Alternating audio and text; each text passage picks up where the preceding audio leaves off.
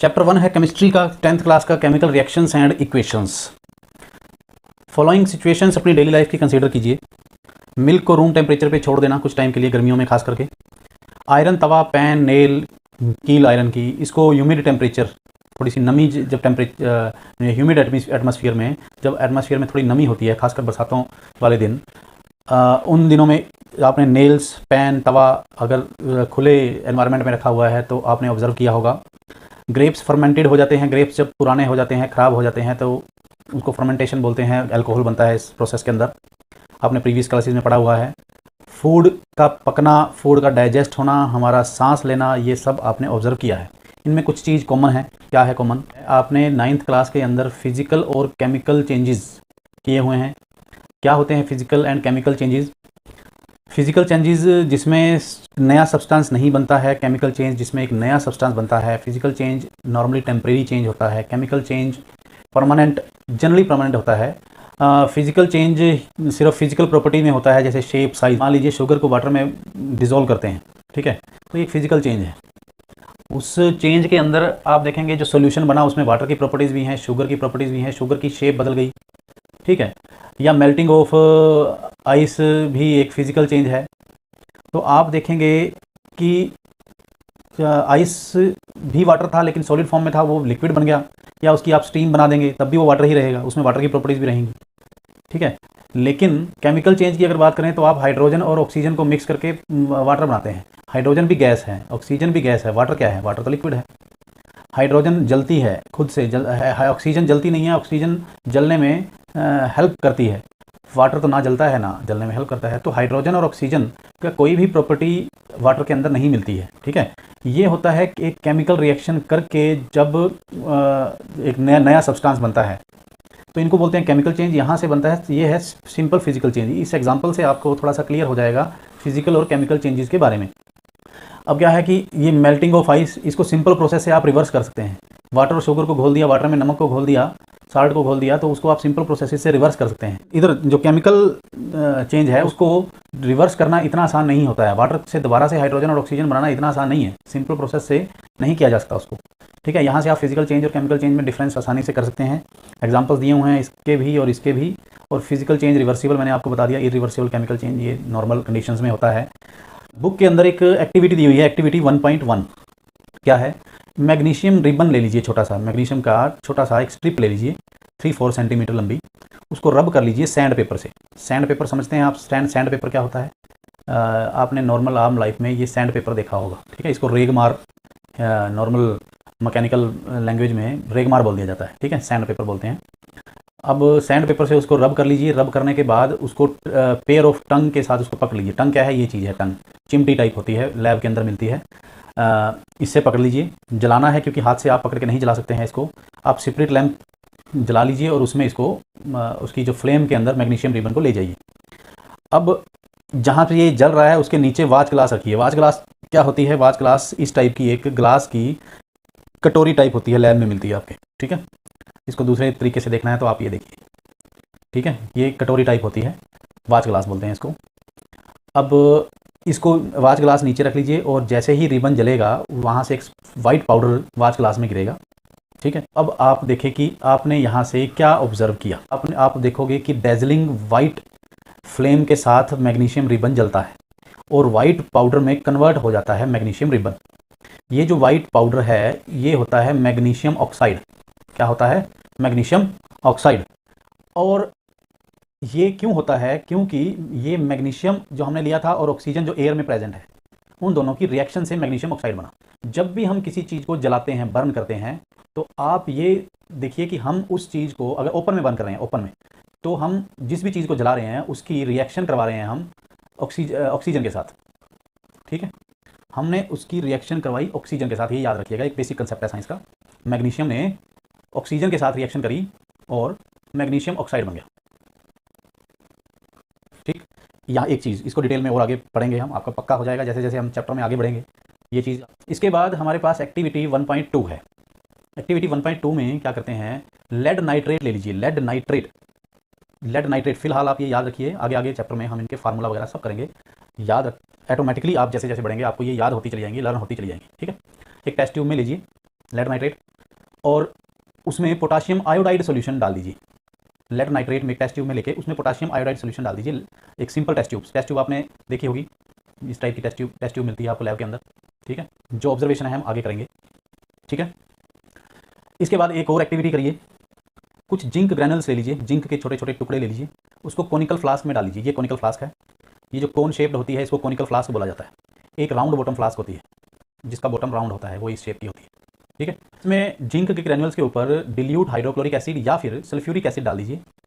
Acid को कभी भी ध्यान से, कभी भी पकड़ना हो ध्यान से केयर कीजिए उसकी, क्योंकि अगर एसिड गिर जाता है आपके कपड़ों के ऊपर तो वो जला देगा, ठीक है। डिल्यूट है, हालांकि डिल्यूट में पानी मिक्स होता है, कंसनट्रेटेड एसिड होता है, एक डिल्यूट एसिड होता है। कंसनट्रेटेड मतलब कि उसकी पावर जो है वो ज़्यादा होती है उसमें, और डिल्यूट में पानी मिक्स होता है, ठीक है। सल्फ्यूरिक एसिड या हाइड्रोक्लोरिक एसिड मिला दीजिए। और आप जिंक के ग्रैनुल्स के ऊपर क्या ऑब्जर्व करेंगे, ये ग्रैनुल्स हैं, इनके ऊपर आप क्या ऑब्जर्व करेंगे, ठीक है। कोनिकल फ्लास्क को बाहर से हाथ से टच करके देखिए, आपको ये कुछ गर्म ठंडी कुछ लग रही है, चेक करिए, ठीक है। एक्टिविटी 1.2 जो ये लेड नाइट्रेट और पोटाशियम आयोडाइड सॉल्यूशन हमने लिया, इसको एक टेस्ट ट्यूब के अंदर दोनों को मिक्स किया, तो असल में क्या हुआ, लेड नाइट्रेट और पोटाशियम आयोडाइड ये आपस में रिएक्ट किया इन्होंने, और लेड आयोडाइड बन गया, ठीक है। ये आयोडाइड लेड के साथ चला गया और नाइट्रेट पोटाशियम के साथ चला गया, ठीक है। पोटाशियम नाइट्रेट बन गया। और लेड आयोडाइड जो है, लेड आयोडाइड ये इसके प्रेसिपिटेट बनते हैं। प्रेसिपिटेट का मतलब क्या है कि नॉन सोल्यूबल, एक इसके अंदर नीचे एक पाउडर फॉर्म में जो कि सोल्यूबल नहीं होता है, यहाँ पे एक पाउडर फॉर्म में लेड आयोडाइड इकट्ठा हो जाएगा, और जो दूसरा है पोटाशियम आयोडाइड, ये यहाँ से लिक्विड फॉर्म में ऊपर बन जाएगा, ठीक है। और तीसरी जो 1.3 एक्टिविटी है उसमें एक तो आपको यहाँ से बबल्स आते हुए दिखेंगे, यहाँ से हाइड्रोजन गैस जो है वो इस पाइप से बाहर निकल जाएगी, और ये जो कोनिकल फ्लास्क है इसको बाहर से जब हम टच करेंगे तो ये गर्म भी हो जाएगी, मतलब कि इसमें हीट जनरेट भी हो रही है। ये हमने एक्टिविटीज़ 3 जो करी हैं, इन तीनों में कोई ना कोई केमिकल रिएक्शन हो रही है। हमने अभी पढ़ा कि एक फिजिकल चेंज होता है, एक केमिकल चेंज होता है। फिजिकल चेंज तो हमें पता है, सिंपल चेंज है। केमिकल चेंज में हमें पता है कोई न्यू सब्सटेंस बनता है, तो कैसे पता लगता है कि केमिकल चेंज हो रहा है, कोई केमिकल रिएक्शन हो रही है। उसकी कुछ कैरेक्टरिस्टिक्स हैं इसकी केमिकल चेंज की। या तो स्टेट चेंज होगी, स्टेट चेंज जैसे मैग्नीशियम रिबन जो है वो पाउडर में शेप बदल गया था। ऐसा नहीं है कि हर एक बार स्टेट चेंज हुई तो केमिकल रिएक्शन नहीं हो रही है। मान लीजिए बर्फ़ जो है, आइस जो है वो वाटर में चेंज हो रही है, तो वो केमिकल चेंज नहीं है। इनमें से 1 और मोर ऑब्जर्वेशन है वो होंगी जब केमिकल चेंज होगा, लेकिन ऐसा नहीं है कि ये होगा तो वो केमिकल चेंज ही है, ऐसा नहीं है। जैसे अगर आइस पिघल रही है, वाटर फॉर्म हो रहा है, तो वो केमिकल चेंज नहीं है, हालांकि वहाँ पे स्टेट चेंज हो रही है। यहाँ पे मैग्नीशियम रिबन पाउडर शेप में चला गया तो वो चेंज इन स्टेट हुआ। Change in colour, change in colour, यहाँ पे येलो कलर के प्रेसिपिटेट बनेंगे। आप जब इसको डिटेल में, जब हम चैप्टर में आगे बढ़ेंगे तो हम इसको डिटेल में और करेंगे इस रिएक्शन को, ठीक है। इवोल्यूशन ऑफ गैस, इसमें गैस बाहर निकली थी इस एक्सपेरिमेंट में। टेम्परेचर चेंज हुआ था इस एक्सपेरिमेंट में, गर्म हो गया था, फ्लास्क है ये गर्म हो गई थी। एक और भी होता है फॉर्मेशन ऑफ प्रेसिपिटेट्स। तो ये 5 कैरेक्टरिस्टिक्स हैं, जब होंगे तो हमें ये पता लगेगा कि कोई केमिकल चेंज हो रहा है। 5 या इनमें से 1 और 2 कुछ भी हो सकता है, ठीक है। आगे चलते हैं, केमिकल रिएक्शन की फॉर्मल डेफिनेशन कर लेते हैं। Chemical reaction is a process in which 1 और more substances reactants are converted to 1 और more different substances the products. जैसे हमने अभी किया कि मैग्नीशियम और ऑक्सीजन ने आपस में रिएक्शन करी और मैग्नीशियम ऑक्साइड बन गया, ठीक है। तो केमिकल रिएक्शन क्या है, जहां एक से ज़्यादा सब्सटेंसेस, जिनको बोला जाता है रिएक्टेंट्स, ठीक है, कन्वर्ट हो जाते हैं डिफरेंट 1 और मोर सब्सटेंसेस के अंदर। एक भी हो सकता है या ज़्यादा भी हो सकते हैं सब्सटेंसेस के अंदर, जिनको प्रोडक्ट्स कहा जाता है, ठीक है, प्रोडक्ट्स कहा जाता है। इसे बोलते हैं केमिकल रिएक्शन। ये है इसकी फॉर्मल डेफिनेशन, यहाँ से आप डेफिनेशन कर सकते हैं, ठीक है। एग्जाम्पल क्या है, यही है example, when magnesium ribbon is burned in oxygen it gets converted in magnesium oxide. ये केमिकल रिएक्शन का एग्जाम्पल है, ठीक है। हम ये भी कह सकते हैं कि reactants magnesium and oxygen react with each other to form product. क्या प्रोडक्ट बनता है, मैग्नीशियम ऑक्साइड। आगे चलते हैं, केमिकल रिएक्शन को लिखा कैसे जाता है। हमने एक तो ऐसे लिख दिया कि जब मैग्नीशियम रिबन को बर्न किया जाता है ऑक्सीजन में, it gets converted to magnesium oxide. लेकिन ये लिखना तो बहुत लंबा हो जाता है, साइंस में हम हमेशा शॉर्टकट में चलते हैं। अगर इतना लंबा लिखने लगे तो फिर तो हो गया काम। तो इसको शॉर्ट में लिखना हो तो मैं ऐसे लिख सकता हूँ, जैसे मैंने यहाँ लिखा था, magnesium plus oxygen gives magnesium oxide. तो ये कौन सा छोटा है, ये भी बहुत बड़ा है, ठीक है। फिर हम इसको भी और छोटा करने के लिए हम इसके सिंबल्स में चले जाते हैं। कैसे, मैग्नीशियम का सिंबल है Mg, magnesium plus oxygen, oxygen का फार्मूला क्या है O2, गिव्स के लिए हम एरो साइन डाल देते हैं रिएक्टेंट्स और प्रोडक्ट्स के बीच में, जो कि एरो हेड उसका किस तरफ होता है, प्रोडक्ट की तरफ होता है। और गिव्स MgO, मैग्नीशियम ऑक्साइड का फार्मूला क्या है, MgO। ये फार्मूले MgO क्यों बना, ये Mg क्यों है, ये O2 क्यों है, ये सब आप प्रीवियस क्लासेस के अंदर पढ़ चुके हो। रिएक्टेंट्स और प्रोडक्ट्स की डेफिनेशन ये आपके लिए है, इसको आप देख लीजिए। Substance that undergoes chemical change is called reactant. जो केमिकल चेंज में पार्ट करते हैं वो रिएक्टेंट होते हैं, जो न्यू फॉर्म्ड होते हैं वो होते हैं प्रोडक्ट्स। ठीक है, एग्जाम्पल्स आपके सामने हैं। इन दिस रिएक्शन, आप एग्जाम्पल देना चाहें तो लिख सकते हैं, ये एग्जाम्पल देके आप लिख सकते हैं इस इक्वेशन में मैग्नीशियम और ऑक्सीजन रिएक्टेंट्स हैं और मैग्नीशियम ऑक्साइड प्रोडक्ट है। नेक्स्ट है हमारे पास केमिकल इक्वेशन। देखिए, सबसे पहले तो हमने ये देखा कि केमिकल रिएक्शन हमने जब लंबे तरीके से लिख के देखा, काम नहीं चला। हमने नाम लिख के देखे, हमारा काम नहीं चला। हम फिर उसमें सिंबल्स में आ गए।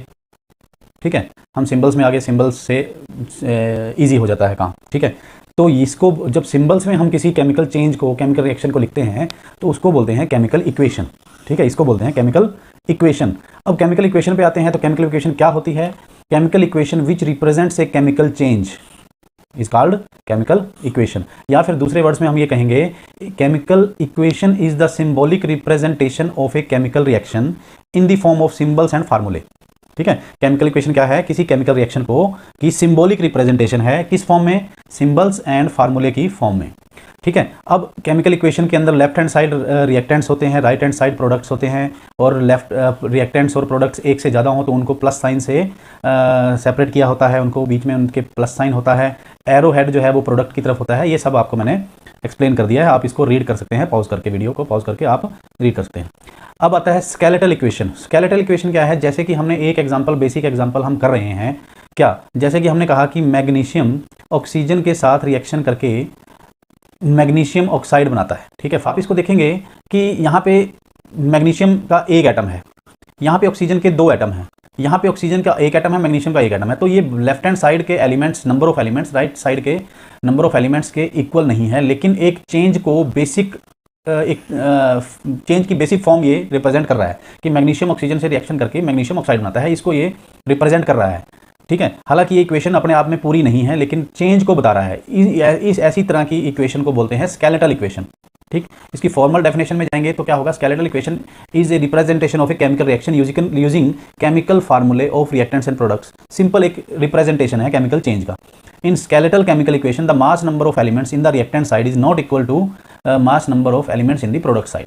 ठीक है, तो यहाँ पे ये MgO2 का, हमने Mg और O2 का एग्जांपल ले लिया, ये एक स्केलेटल इक्वेशन है। बैलेंस्ड केमिकल इक्वेशन में हम लेफ्ट हैंड साइड के एलिमेंट्स, या यूं कहें कि हम इसका मास दोनों तरफ बराबर कर देते हैं। ठीक है, मास को दोनों तरफ इक्वल कर देंगे तो उसको हम बोलेंगे balanced chemical equation. Balanced chemical equation is an equation for a chemical reaction in which number of atoms for each elements in the reaction is the same on the both sides, that is reactants and products. Mass भी कह सकते हैं, number of atoms भी कह सकते हैं। ठीक है, नेक्स्ट हम बैलेंस करना अब कैसे करेंगे। देखिए, बैलेंस हम इसी इक्वेशन को हम अगर बैलेंस लिखना चाहें तो हम लिखेंगे Mg plus O2 gives MgO।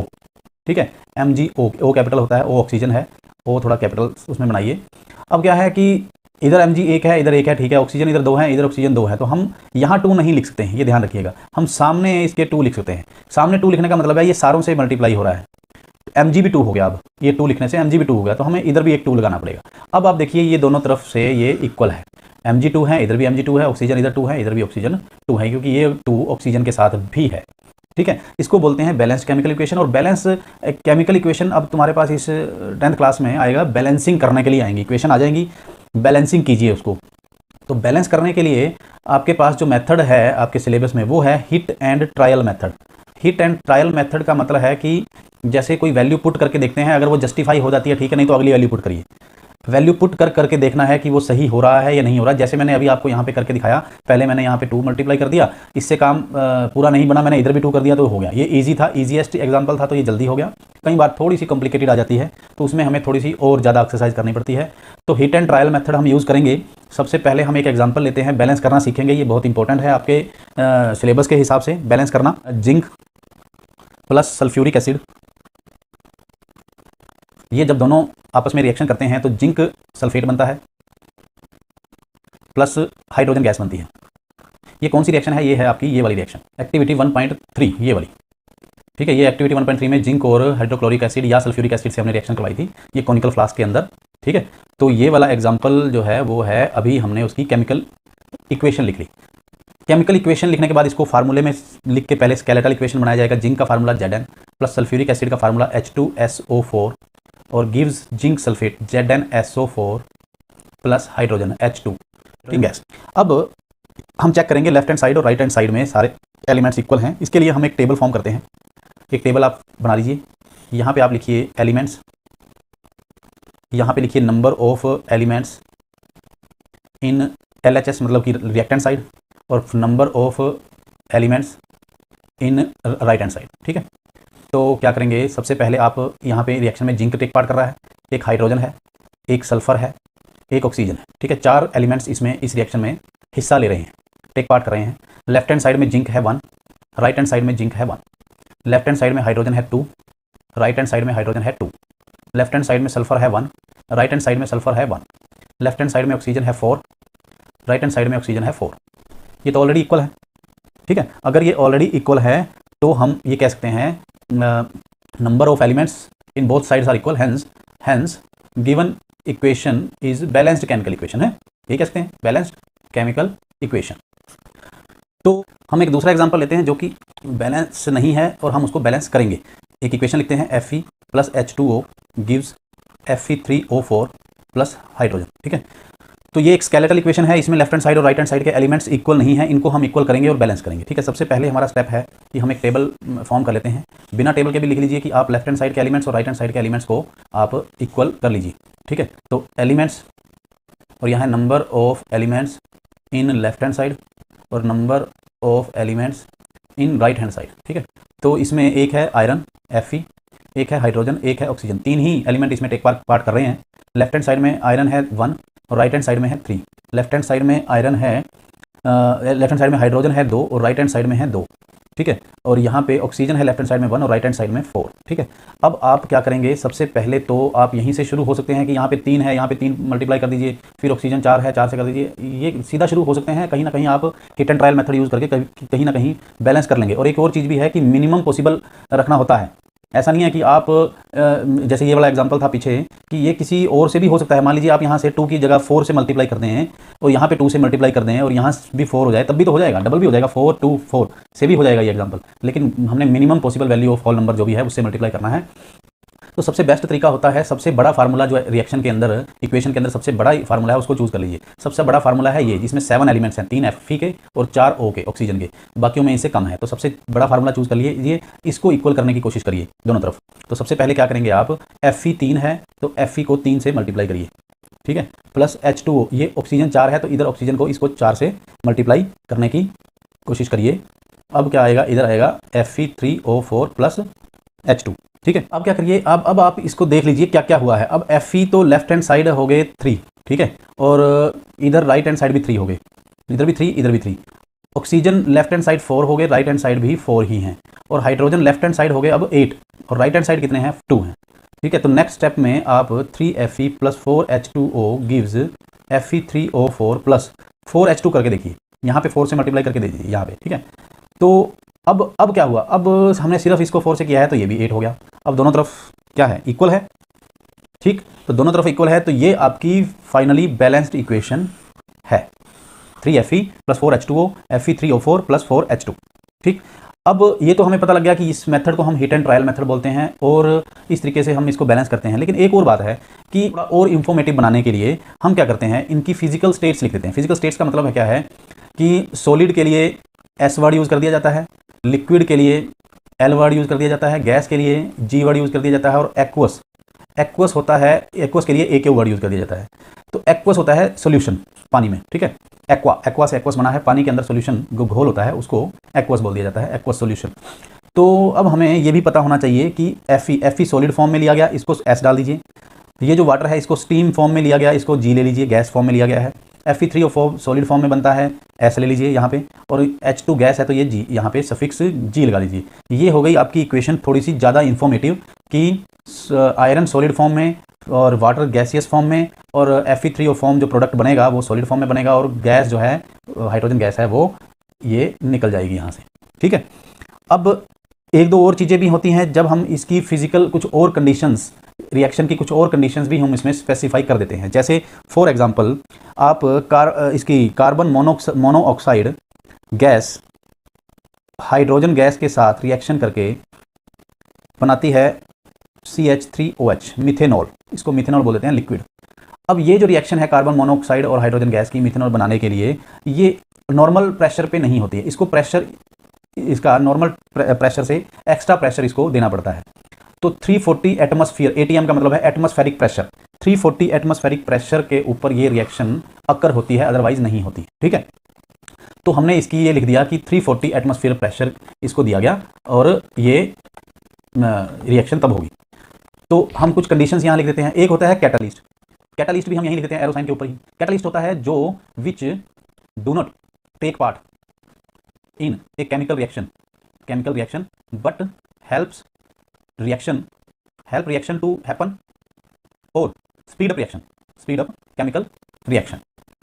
तो एक कैटालिस्ट ऐसा एक सब्सटेंस होता है जो खुद टेक पार्ट नहीं करता है केमिकल रिएक्शन में, लेकिन वो रिएक्शन के होने में हेल्प करता है या फिर रिएक्शन को स्पीड अप कर देता है। इसको बोलते हैं कैटालिस्ट। जैसे कि हम एक नॉर्मल कॉमन डेली लाइफ का एग्जांपल लेते हैं, कार्बन डाइऑक्साइड और वाटर, जो हमारी फोटोसिंथेसिस होती है, जो प्लांट्स अपना फूड बनाते हैं फोटोसिंथेसिस रिएक्शन से, उसकी रिएक्शन ये है C6H12O6 + 6O2 + 6H2O।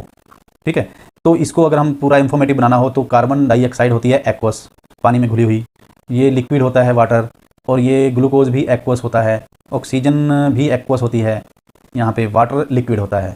ठीक है, तो ये ग्लूकोज है, ये कार्बन डाइऑक्साइड है, ये वाटर है, ये ऑक्सीजन है, ये वाटर है। ठीक है, तो ये है फोटोसिंथेसिस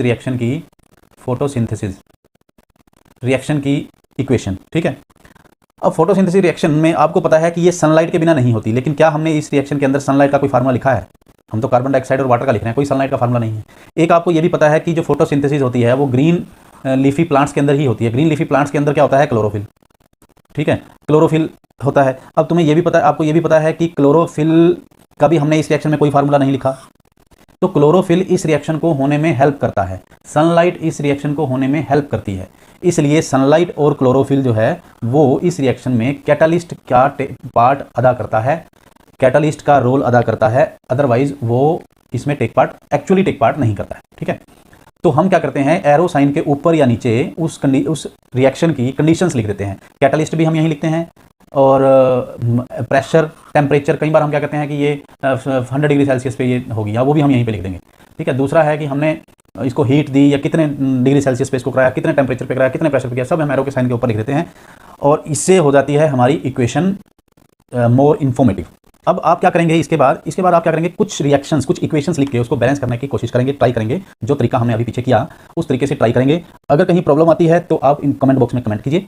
एक और मैं आपको बात बता दूं कि क्वेश्चन आंसर्स के लिए मैं एक सेपरेट वीडियो, जो NCERT के क्वेश्चन है वो भी, और जो एक्स्ट्राज आपके बोर्ड एग्जाम में आपके काम आएंगे वो भी, उनके लिए एक सेपरेट वीडियो बना देंगे, ताकि मैक्सिमम 100% क्वेश्चन जो है उसी में से कवर हो जाएं। उस वीडियो में से वो मैं बनाऊंगा, तो उसमें हम बैलेंसिंग और कुछ करेंगे। आपके क्वेश्चन आंसर्स के अंदर कुछ बैलेंसिंग दी हुई है, वो भी हम उसमें करेंगे। ठीक है, अभी हमने बेसिक तरीका हमने सीख लिया बैलेंसिंग करने का। नेक्स्ट है टाइप्स ऑफ केमिकल रिएक्शन। सबसे पहले है कॉम्बिनेशन रिएक्शन। कॉम्बिनेशन रिएक्शन होता है, आपको जैसे नाम से ही पता लग रहा है, दो कंपाउंड या दो एलिमेंट से दो कंपाउंड्स आपस में कंबाइन होके एक सिंगल कंपाउंड बनाए। ठीक है, इसको, ये जनरल रिप्रेजेंटेशन है, इसकी जनरल रिप्रेजेंटेशन है कॉम्बिनेशन रिएक्शन की। दो या दो से ज्यादा एलिमेंट्स एक दूसरे से कंबाइन होकर एक सिंगल सब्सटेंस, सिंगल कंपाउंड बनाएंगे, उसे बोलेंगे combination reaction. Such reaction is single product is found from 2 और मोर रिएक्टेंट्स। ठीक है, तो ये डेफिनेशंस आपके पास, ये डेफिनेशन है, एक ये सिंपल लैंग्वेज में we can say that when 2 और मोर सब्सटेंसेस, एलिमेंट्स और compounds combine to form a single product, reaction is called combination reaction.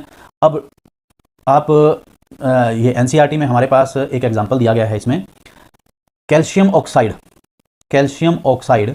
जिसको हम बोलते हैं चूना, लाइम, और उसको पानी में मिक्स करते हैं लिक्विड में, और वो कैल्शियम हाइड्रोक्साइड बनाता है जिसको बोलते हैं स्लेक्ड लाइम बोलते हैं, एक्वस, पानी में घुला हुआ, प्लस इसमें हीट जनरेट होती है।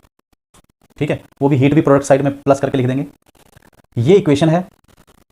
और आपने कभी देखा है, जब आपने कोई दीवार पे वाइट वॉश करने के लिए अभी कोई पेंटर लगाते हो, तो वो चूने की अगर उन्होंने एक लेयर दीवारों पे करनी हो तो वो क्या करेंगे, वो चूना बाजार से लेके आओगे, अब वो पानी में उसको बोलते हैं नॉर्मल चूना, क्विक लाइम, ठीक है। उसको वो पानी में घोल के थोड़ी देर के लिए रखेगा, और जिस बर्तन में वो घोलेगा उसमें वो बर्तन गर्म हो जाएगा। डेफिनेटली हाथ लगा के देखिए, बर्तन गर्म हो जाएगा, और थोड़े टाइम बाद जो चूना है वो स्लेक्ट लाइम, ये CaOH2 बनेगा। इसको बुझा हुआ चूना बोल देते हैं या स्लेक्ट लाइम बोल देते हैं, और इसका यूज़ होता है वाइट वॉश में, ठीक है। तो अब ये इक्वेशन देखिए ध्यान से, ये इक्वेशन क्या है, दो चीज़ें मिलके एक सिंगल एलिमेंट, एक सिंगल कंपाउंड बना रहा है, दो कंपाउंड्स मिलके एक सिंगल कंपाउंड बना रहा है, ये क्या है, एक कॉम्बिनेशन रिएक्शन है।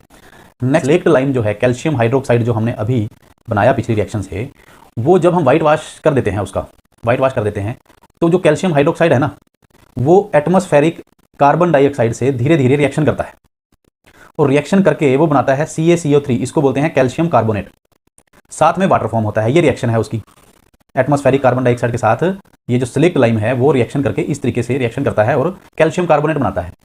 कैल्शियम कार्बोनेट की हल्की हल्की लेयर दीवारों पे आ जाती है, और ये जो लेयर है वो 2-3 डेज बाद आती है, 2-3 दिन लग जाते हैं। जब हम वाइट वॉश करते हैं 2-3 दिन लग जाते हैं, तब ये लेयर आती है, आस्ता आस्ता धीरे धीरे ये फॉर्म होती है रिएक्शन करके, और इससे शाइनी फिनिश आ जाती है दीवारों के ऊपर, ये बनने से, ठीक है।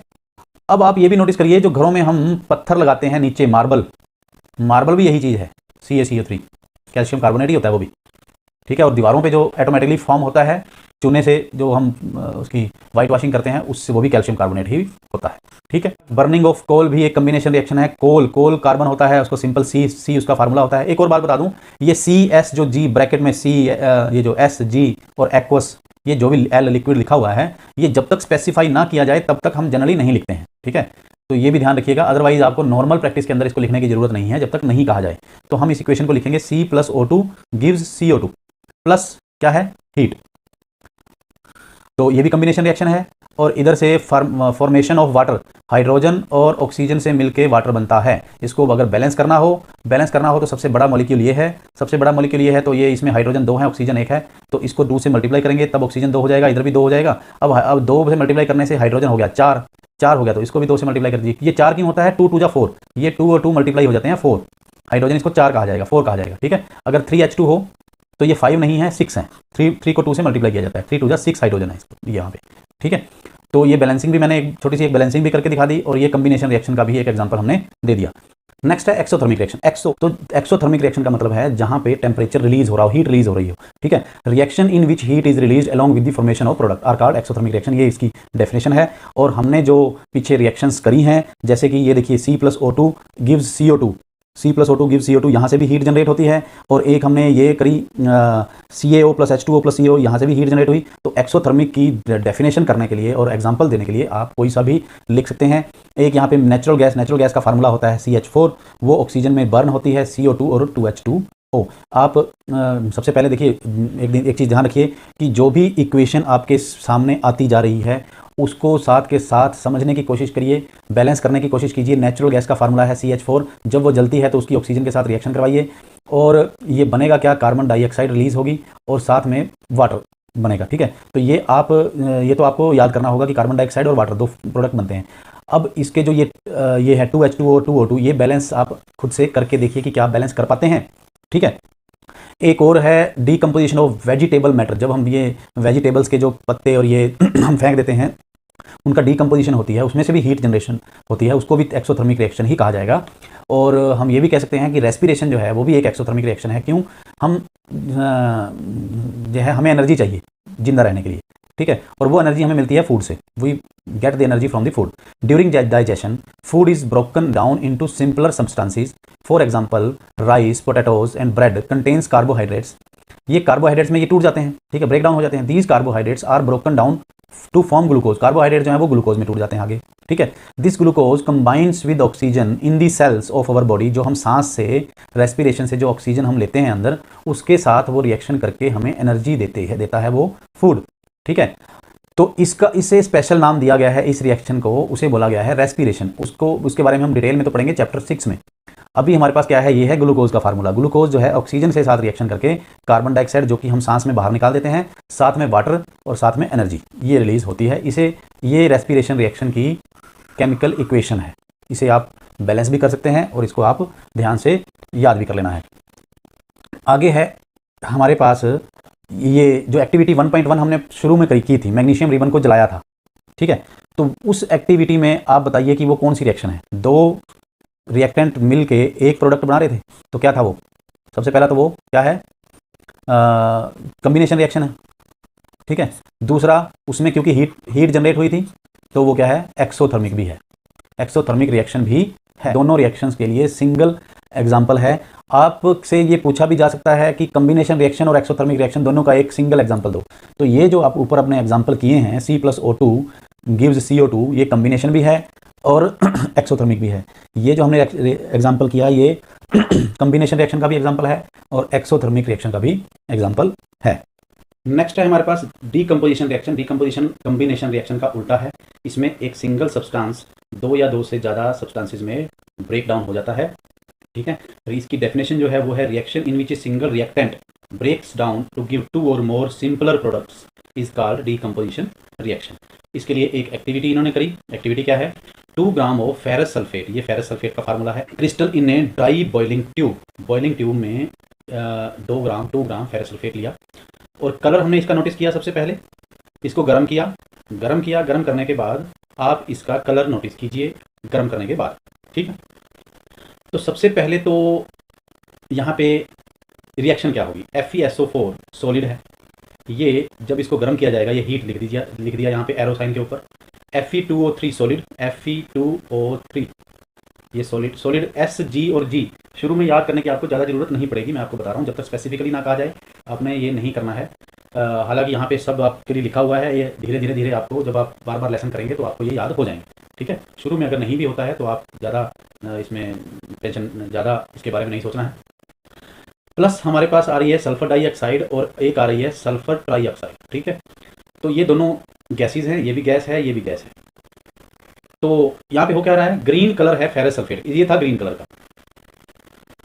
तो क्या क्या कलर चेंज होता है इसमें, देखिए सबसे पहले तो फेरस सल्फेट का जो हम लेते हैं ना, हम टेस्ट ट्यूब में लेते हैं, वो फेरस FeSO4 × 7H2O, ये क्रिस्टल्स होते हैं। इसके क्रिस्टल्स के अंदर वाटर एडिड होता है, ठीक है। जब हम इसको गर्म करते हैं, ये होता है ग्रीन कलर का, जब इसको हम गर्म करते हैं, गर्म करने से पहले तो ये वाटर खत्म हो जाता है, तो ये खाली FeSO4 बचता है, ठीक है, सॉलिड। एनहाइड्रस बोल देते हैं, एनहाइड्रस का मतलब है सूखा पानी, उसमें से सूख जाता है। तो ये होता है वाइट कलर का, ग्रीन से पहले चेंज होता है वाइट, ग्रीन से वाइट में चेंज होता है, वाइट से फिर फर्दर जब ये Fe2O3 और सल्फर डाइऑक्साइड और सल्फर ट्राइऑक्साइड में टूटता है और इसका कलर है ब्राउन। Fe2O3 जो है फेरस ऑक्साइड जो है वो ब्राउन कलर का है, ठीक है। तो इस तरीके से चेंज होता है कलर, और साथ में सल्फर, बर्निंग सल्फर की स्मेल हमें वहाँ से देखने को मिलती है, ठीक।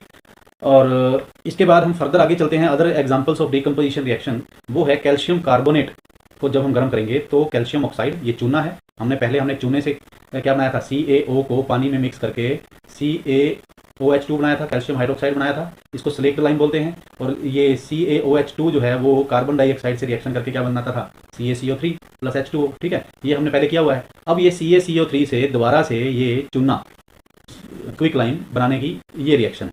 CaCO3 को हीट करिए, कैल्शियम ऑक्साइड क्विक लाइम बनेगा और कार्बन डाइऑक्साइड रिलीज होगी। तो ये भी एक सब्सटेंस जो है एक से ज़्यादा सब्सटेंसेस में डिकम्पोज हो रहा है, टूट रहा है, ब्रेक डाउन हो रहा है, ठीक है।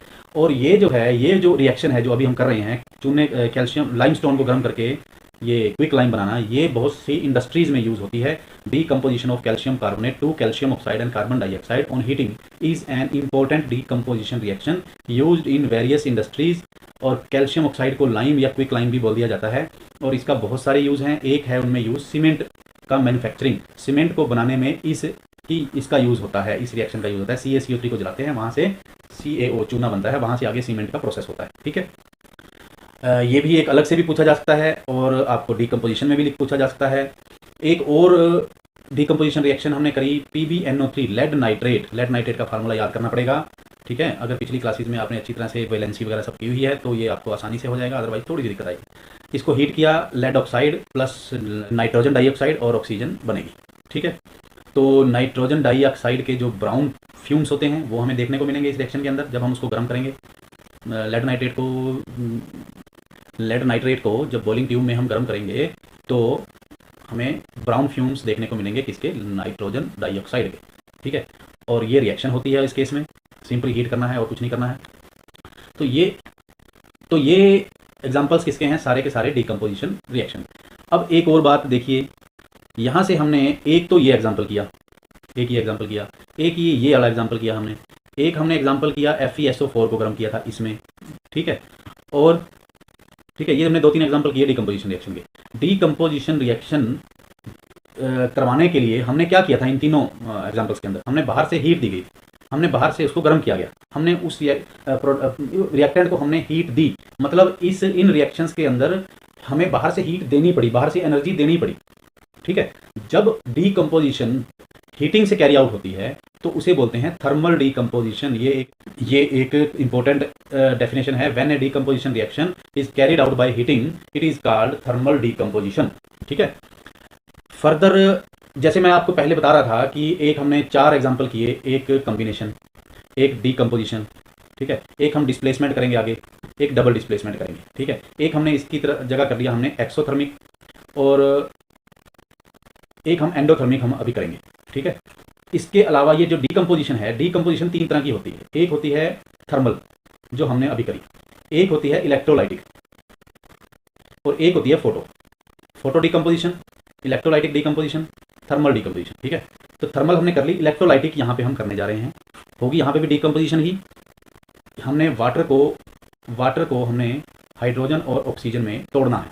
कैसे? इलेक्ट्रोलाइटिक मेथड से। क्या करते हैं हम, एक मग ले लिया, मग में नीचे ड्रिल करके 2 छोटे छोटे सुराख होल निकाल लीजिए, और उसमें क्या है, रबर स्टॉपर लगा के कार्बन इलेक्ट्रोड, जैसे आपके ड्राई सेल्स के अंदर कार्बन इलेक्ट्रोड होते हैं, उस तरीके से आप इसमें फिट कर लीजिए। ये बने बनाए आते हैं लैब्स के अंदर। 2 इनको बैटरी से 6 वोल्ट की बैटरी के साथ जोड़ दीजिए। ठीक है, ये जो 2 इलेक्ट्रोड होते हैं इनको एनोड और कैथोड बोला जाता है। तो इलेक्ट्रोड्स कंबाइनली, इनको एनोड और कैथोड को दोनों को इलेक्ट्रोड्स बोला जाता है। ठीक है, कंबाइनली इलेक्ट्रोड्स बोला जाता है, कंबाइनली। और इलेक्ट्रोड में एक होता है कैथोड, एक होता है एनोड, डिपेंड करता है उसको पॉजिटिव और नेगेटिव किससे जोड़ा गया है। ठीक है, fill the mug with water such that electrodes are immersed, add few drops of sulphuric acid in the water. अब 2 टेस्ट ट्यूब लीजिए, लंबी टेस्ट ट्यूब होती हैं, ये नॉर्मल से लंबी होती हैं। बाकी छोटा सा एक्सपेरिमेंट करना हो तो नॉर्मल लैब में आने वाली टेस्ट ट्यूब भी यूज़ की जा सकती है। टेस्ट ट्यूब को वाटर से फुल भर के उनको उल्टा करके इन इलेक्ट्रोड्स के ऊपर रख दिया जाता है।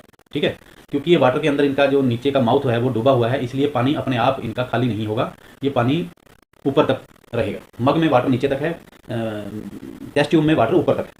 ठीक है, फिलहाल अब आप बैटरी का जो स्विच है वो ऑन करेंगे, मीन्स कि करंट पास करेंगे। करंट पास करते ही आप क्या होगा, बबल्स आपको दिखेंगे इलेक्ट्रोड से ऊपर उठते हुए बबल्स दिखेंगे। आप देखेंगे कि बबल्स ने टेस्ट ट्यूब्स के अंदर वाटर को डिस्प्लेस कर दिया है। आप देखेंगे कि इसमें भी, ये देखिए, इसमें भी बबल से एयर भरने लग गई है, इसमें भी एयर या गैस कह सकते हैं इसको, भरने लग गई है। ठीक है, अब आप अगर इसको दोनों टेस्ट ट्यूब्स में गैस ऑब्जर्व करेंगे तो एक में होगी ऑक्सीजन गैस, एक में होगी हाइड्रोजन गैस। अब आपको पता है कि वाटर जो है वो H2O है, हाइड्रोजन डबल है ऑक्सीजन से। तो इस इक्वेशन को पहले तो बैलेंस करना हो तो 2 यहाँ लगेगा और 2 यहाँ लगेगा। अब ये होगी बैलेंस, तो हाइड्रोजन ऑक्सीजन से डबल निकल रही है, इसलिए एक टेस्ट ट्यूब में डबल गैस आएगी दूसरी टेस्ट ट्यूब के मुकाबले। इसे बोलते हैं decomposition of water into hydrogen and oxygen, और इसे इलेक्ट्रोलाइसिस ऑफ वाटर भी बोल देते हैं। और इसे हम डीकम्पोजिशन रिएक्शन तो है ही है, लेकिन क्योंकि हमने इलेक्ट्रोलाइटिक मेथड से इसको किया है इसलिए इसको बोल दिया जाता है इलेक्ट्रोलाइटिक डीकम्पोजिशन। ठीक है, नेक्स्ट एक और डीकम्पोजिशन है हमारे पास, सिल्वर क्लोराइड। सिल्वर क्लोराइड 2 ग्राम लीजिए, उसको चाइना डिश में रख लीजिए। चाइना डिश भी एक तरह से कटोरी होती है, और उसमें सिल्वर क्लोराइड AgCl आप डाल दीजिए, और आप देखेंगे उसका क्या कलर है। शुरू में तो इसका वाइट कलर है सिल्वर क्लोराइड का। ठीक है, और जब सनलाइट में उसको रखेंगे तो वो ग्रे हो जाएगा। ये पड़ा सनलाइट में पड़ा हुआ ये ग्रे हो जाएगा अपने आप। क्योंकि AgCl सनलाइट की प्रेजेंस में Ag और Cl2 में डिकम्पोज हो जाता है। ठीक है, तो इसका कलर वाइट है, और ये जो है इसका कलर ग्रे है, इसका कलर वाइट है। ठीक है, सिल्वर ब्रोमाइड, ये है सिल्वर क्लोराइड, ये है सिल्वर ब्रोमाइड Br ब्रोमाइड। ये भी सेम तरह का बिहेवियर देता है, क्लोरीन की जगह पे ब्रोमीन ऐड हो जाएगी, बिल्कुल सेम तरह की रिएक्शन है। ठीक है, और ये जो रिएक्शंस हैं ऊपर जो दी गई हैं, ये और ये ब्लैक एंड वाइट फोटोग्राफी में इसी रिएक्शन का यूज़ किया जाता है। ठीक है, ये भी आपने याद रखना है कि ब्लैक एंड वाइट फोटोग्राफी में कौन सी रिएक्शन का यूज़ किया जाता है, कौन सा। ये आप रिएक्शन लिख सकते हैं, व्हेन सिल्वर क्लोराइड या silver bromide is placed in sunlight it decomposes in silver and chlorine, silver and bromine, ये दोनों रिएक्शंस लिख दीजिए, आपका काम कंप्लीट। ठीक है, अब इस रिएक्शन में डिकम्पोज हुई सनलाइट से, जहाँ सनलाइट यूज होती है उसको बोलते हैं फोटो, जैसे फोटोसिंथेसिस। ठीक है, फोटोसिंथेसिस क्या होता है, लाइट सनलाइट की प्रेजेंस में प्लांट्स अपना फूड बनाते हैं, फोटोसिंथेसिस। ऐसे ही यहाँ पे सनलाइट की प्रेजेंस में ये रिएक्शन हुई, इसको बोलते हैं फोटो डिकम्पोजिशन। ठीक है, रिएक्शन। इन सारों से निकल के एक बात सामने आई, हमने पहले एक्सोथर्मिक रिएक्शन की जहाँ से रिएक्शंस में हमें हीट जनरेट होती है हमारे पास। अब ये ऊपर जितनी भी हमने रिएक्शन ये करी, यहाँ पे हमें सनलाइट की फॉर्म में एनर्जी देनी पड़ी, यहाँ पे हमें इलेक्ट्रिसिटी की फॉर्म में एनर्जी देनी पड़ी, यहाँ पे हमें हीट की फॉर्म में एनर्जी देनी पड़ी, हीट की फॉर्म में यहाँ पे भी देनी पड़ी। इन सभी में हमें बाहर से एनर्जी देनी पड़ी। जहाँ पे हमें बाहर से एनर्जी देनी पड़ती है रिएक्शन को होने में, मतलब जिन रिएक्शंस के अंदर एनर्जी या हीट एब्जॉर्ब होती है, ठीक है, तो हम ये कहते हैं जिन रिएक्शन में हमें एक्सटर्नल एनर्जी सप्लाई करनी पड़ती है या जिन रिएक्शंस के अंदर एनर्जी एब्जॉर्ब होती है, उन्हें हम बोलते हैं एंडोथर्मिक रिएक्शन। ये ऊपर जितने भी एग्जांपल्स हैं ये डिकम्पोजिशन रिएक्शन के अंदर, ये इनमें से कोई भी आप एंडोथर्मिक की का एग्जांपल की फॉर्म में लिख सकते हैं। ठीक है, reactions in which energy is absorbed are known as endothermic reaction, ये इसकी डेफिनेशन है। एग्जांपल्स आपके पास बहुत सारे हो गए हैं, ऊपर कोई भी लिख सकते हैं। डिस्प्लेसमेंट रिएक्शन, डिस्प्लेसमेंट रिएक्शन से पहले मैं आपको पीछे लेके जाना चाहता हूँ थोड़ा सा। आपने रिएक्टिविटी सीरीज की है 9th क्लास में, क्या है रिएक्टिविटी सीरीज होती है एक जनरल, कुछ वैसे तो देखिए जितने भी एलिमेंट्स नोन है उन सब की एक रिएक्टिविटी सीरीज होती है, कोई ज़्यादा रिएक्टिव है कोई कम रिएक्टिव है, based on the their electronic configuration वो रिएक्टिव कम ज़्यादा रिएक्टिव होते हैं। तो हमें कम से कम इतने जो ये सामने लिखे हुए हैं, potassium, sodium, calcium, magnesium, aluminium, carbon, zinc, iron, tin, lead, hydrogen, copper, silver, gold, इनको कम से कम याद कर लेना है, ये इनकी ज़रूरत हमें पड़ेगी। तो जो सबसे नीचे है वो कम रिएक्टिव है, इसीलिए गोल्ड को सबसे नीचे लिखा गया है। गोल्ड सबसे कम रिएक्टिव है, इसीलिए उसके ऑर्नामेंट्स भी बनते हैं। ठीक है, आभूषण बनते हैं, ऑर्नामेंट्स हम बनाते हैं गोल्ड के, क्यों? क्योंकि उसके ऊपर वो कम रिएक्टिव है, उसके ऊपर एनवायरनमेंट का असर नहीं होता है।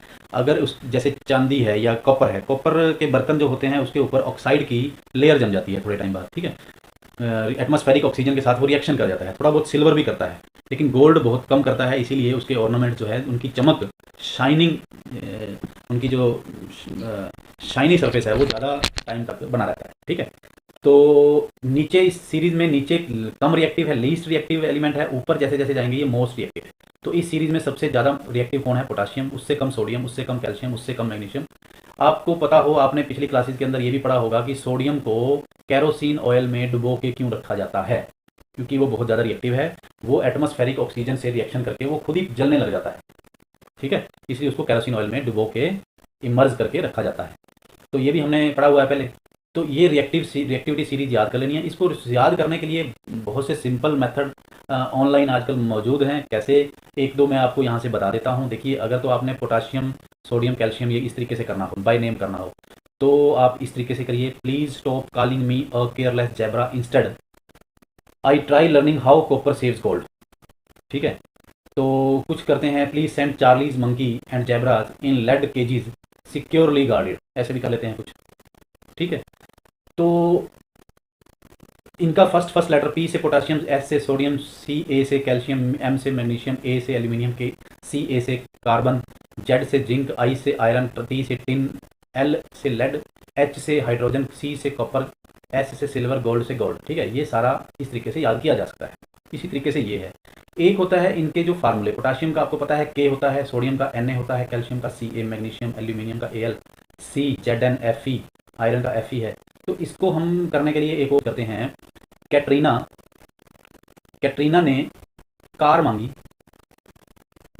Alto, Creta, Zen, Ferrari, Seltos,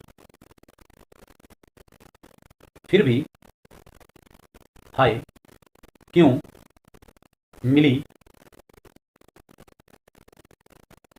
मिली, सिल्वर, ओडी।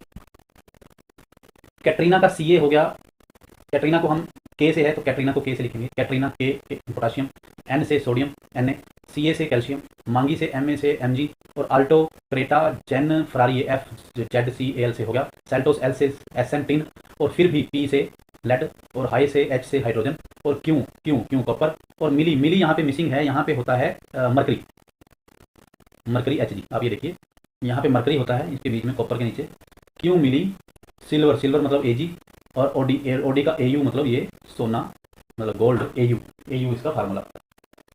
ठीक है, तो ये लास्ट में प्लेटिनम है, प्लेटिनम कई जगह लिखा होता है कई जगह नहीं लिखा होता। तो ये तरीके हैं कुछ याद करने के जिससे आपको ये एक्टिविटी सीरीज याद हो जाएगी। तो अब आपको ये एक्टिविटी सीरीज याद होगी। अब ये चीज़ है, एक्टिविटी सीरीज का मतलब है जो ज़्यादा रिएक्टिव है वो ऊपर है, जो कम रिएक्टिव है वो नीचे है।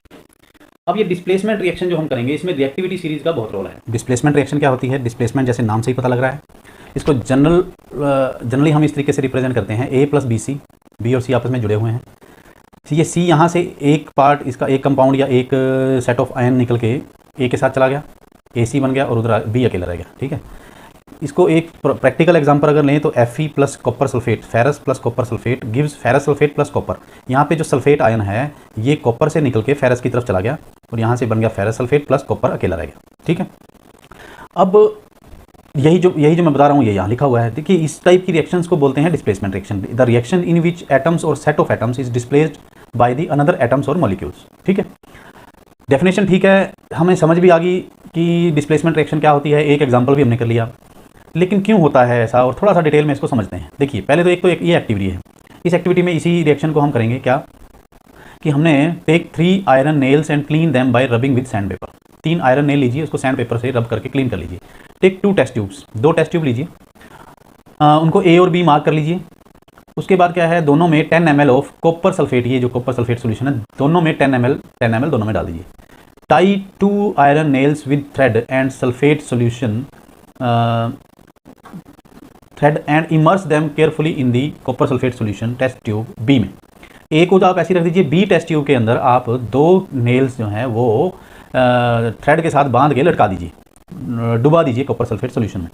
ठीक है, आप इसको 20 मिनट्स तक रखिए। उसके बाद आप नेल्स को बाहर रख लीजिए, बाहर निकाल लीजिए। बाहर निकालने के बाद आपने 2 नेल्स लटकाई थी, एक नेल आपके पास कंपैरिजन के लिए एक्स्ट्रा बच गई थी। आप उनके कलर को कंपेयर कीजिए, आप देखोगे कि पहले वाली जो नेल्स थी शुरू में वो ऐसी थी और बाद में ये ब्राउन कलर की इस तरीके की निकलेंगी अंदर से। और जो सल्फेट का सोल्यूशन था ओरिजिनली हमने एक एक्स्ट्रा टेस्ट ट्यूब ले रखी थी जिसमें हमने कुछ भी नहीं किया, और जो बाद में जिसमें हमने आयरन नेल्स डुबोई थी उसका कलर फेड हो जाता है, कम हो जाता है पहले से। ये मान लीजिए ज़्यादा ब्लू है, ये कम ब्लू है। ठीक है, तो ब्लू कलर की इंटेंसिटी कम हो गई और नेल्स का कलर ब्राउन हो गया। ये क्यों हुआ? क्योंकि ये वाली रिएक्शन हुई। ये कह सकते हैं कि नेल्स में से फेरस निकल के सल्फेट के साथ रिएक्शन करके फेरस सल्फेट बना रहा है और कॉपर सल्फेट का जो ये सोल्यूशन है वो कम होता जा रहा है। ठीक है, तो इसीलिए ब्लू कलर की इंटेंसिटी कम हुई है। यहाँ से आपको मैं एक चीज़ बताना चाहूँगा कि अब ये जो सल्फेट है इसको आप एक चॉकलेट मांग के चलिए। चॉकलेट कॉपर के पास चॉकलेट है। ठीक है, अब ये आयरन कहता है मुझे दे दो ये चॉकलेट मुझे दे दे ठाकुर। अब ये चॉकलेट किसके पास जाएगी? जो ज़्यादा स्ट्रॉन्ग होगा।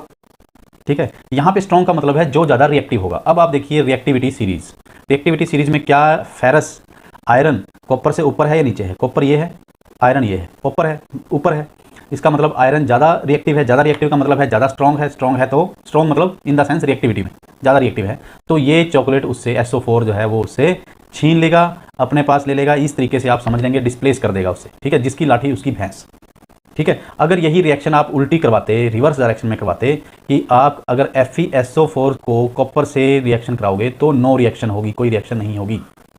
ठीक है, तो इसका मतलब रिएक्टिविटी सीरीज का ये रोल है, डिस्प्लेसमेंट रिएक्शन के साथ ये रोल है इसका कि जो रिएक्टिविटी सीरीज में ऊपर होगा वो डिस्प्लेसमेंट रिएक्शन करेगा नॉर्मली। ठीक है, अदर एग्जांपल्स हैं Zn प्लस कॉपर सल्फेट। इसने जिंक ने कॉपर सल्फेट में से सल्फेट सॉल्यूशन को डिस्प्लेस कर दिया।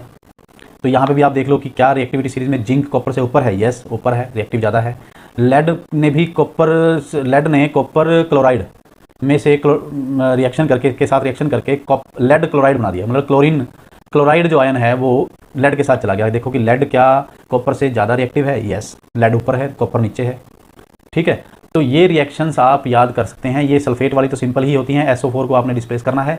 लेड प्लस कॉपर क्लोराइड, ये क्लोराइड लेड के साथ चला जाएगा, PbCl2, और ये कॉपर अकेला रह जाएगा। ये सिंपल रिएक्शंस हैं, इनको याद करना बहुत सिंपल है। Zinc and lead are more reactive than copper, they displace the copper from its compound. एक और एग्जांपल ये कर सकते हो, इसको इस तरीके से लिखना है, Cl2 plus sodium bromide gives sodium chloride plus bromine. ठीक है, तो यहाँ से भी ये सोडियम क्लोरीन के साथ रिएक्शन करेगा और ये ब्रोमीन रह जाएगी। ठीक है, दूसरा है ये जिंक और सल्फ्यूरिक एसिड वाला तो हमने ऑलरेडी कर ही रखा है। ठीक है, आप चेक करो जिंक क्या हाइड्रोजन से, यहाँ से हाइड्रोजन से इसने सल्फेट आयन डिस्प्लेस कर दिया, तो क्या जिंक हाइड्रोजन से ज़्यादा रिएक्टिव है? चेक करिए रिएक्टिविटी सीरीज़ में, जिंक ऊपर है, हाइड्रोजन नीचे है। तो इस तरीके से आप ये एग्जांपल कर सकते हैं। इसके बाद आती है double displacement reaction. Double displacement में जो डिस्प्लेसमेंट हमने अभी अभी करी ये डबल होती है। जैसे इसको हम इस तरीके से कह सकते हैं कि ए के साथ बी जुड़ा हुआ है, सी के साथ डी जुड़ा हुआ है, लेकिन ए को ज़्यादा प्यार है डी से, तो ए और डी इकट्ठे हो गए और बी और सी इकट्ठे हो गए। ठीक है, ये होता है एफिनिटी से कि भी किसकी ज़्यादा किसके साथ एफिनिटी है। तो दूसरा ये भी है कि हम इसको अगर सिंपल डेफिनेशन डबल डिस्प्लेसमेंट की करना चाहें तो वो है such reactions in which there is an exchange of ions between the reactants. Exchange of ions हो रहा है। जैसे हम एक एग्जांपल करते हैं, ये वाला एग्जांपल है, sodium sulphate Na2SO4 plus barium chloride. तो ये सल्फेट जो है ये क्या है, Na2 होता है, Na प्लस होता है, SO4 2 माइनस होता है, Ba प्लस Cl माइनस। ठीक है, तो Ba2 प्लस, अब क्या है कि ये इसके साथ ऐड होगा और ये इसके साथ ऐड होगा, क्या बन जाएगा, ये मतलब ये भी आयन है, आयंस का एक्सचेंज हो रहा है यहाँ से। ठीक, तो क्या हुआ, NaCl प्लस BaSO4। बैलेंस कर सकते हैं हम, बैलेंस हमें करनी आती है, हम सीख चुके हैं। तो ये है एक्सचेंज ऑफ आयंस। सिंपली इसको करना क्या है, आप सोडियम सल्फेट सॉल्यूशन लेंगे 3 ml एक टेस्ट ट्यूब में, और एक दूसरी टेस्ट ट्यूब में 3 ml बेरियम क्लोराइड लेंगे, दोनों को मिक्स कर देंगे। आप क्या ऑब्जर्व करते हैं, you will observe that white substance which is insoluble in water is formed. This insoluble substance formed is known as precipitate. Any reaction that produce a precipitate can be called precipitation. आपने दोनों test tubes को mix कर दिया। Mix करने के बाद एक white substance बनेगा। वाइट सब्सटेंस किसका बनेगा, ये बेरियम सल्फेट। जो ये बेरियम सल्फेट बना ना, ये इसके प्रेसिपिटेट बनेंगे सॉलिड फॉर्म में। ये देखिए सॉलिड फॉर्म में लिखा हुआ है। ठीक है, ये बाकी जो NaCl बना ये बना एक्वस, ये तो सोल्यूशन फॉर्म में रहेगा, लिक्विड फॉर्म में रहेगा उसके अंदर। दोनों हमें एक्वस डाले थे, दोनों घोल डाले थे, और एक सॉलिड फॉर्म में बेरियम सल्फेट नीचे बैठ जाएगा पाउडर फॉर्म में, वाइट पाउडर की फॉर्म में। उसको वो है इनसोल्यूबल जो पाउडर फॉर्म में होता है, इनसोल्यूबल सॉलिड आता है, उसको बोलते हैं प्रेसिपिटेट्स। और जिस रिएक्शन में प्रेसिपिटेट्स बनते हैं उसे बोलते हैं प्रेसिपिटेशन रिएक्शन। ये एक और रिएक्शन की डेफिनेशन है जो आपने लर्न कर लेनी है यहाँ से। ठीक है, वाइट प्रेसिपिटेट इस रिएक्शन के अंदर बेरियम सल्फेट के बनते हैं। क्यों बनते हैं, क्योंकि Ba2 प्लस और SO4 2 माइनस, ये जो मैं यहाँ दिखा रहा था, उन दोनों के मिलने से, उन दोनों की रिएक्शन से बेरियम सल्फेट बनता है, और सोडियम क्लोराइड एक्वस फॉर्म में सॉल्यूशन में ही रहता है। ठीक है, इस तरीके की रिएक्शन जहाँ पे एक्सचेंज ऑफ आयंस होता है उसको डबल डिस्प्लेसमेंट रिएक्शन बोलते हैं। और नेक्स्ट अगर हम देखें कि रिकॉल एक्टिविटी 1.2, ये वाली एक्टिविटी है जहाँ पे मैंने जब ये एक्टिविटी तुम्हें करवाई थी तो बताया था पीछे कि ये हम डिटेल में आगे पढ़ेंगे। लेड नाइट्रेट सॉल्यूशन को टेस्ट ट्यूब में लीजिए और पोटाशियम आयोडाइड सॉल्यूशन इसमें डाल दीजिए। क्या होता है, लेड नाइट्रेट का फार्मूला है PbNO3 2।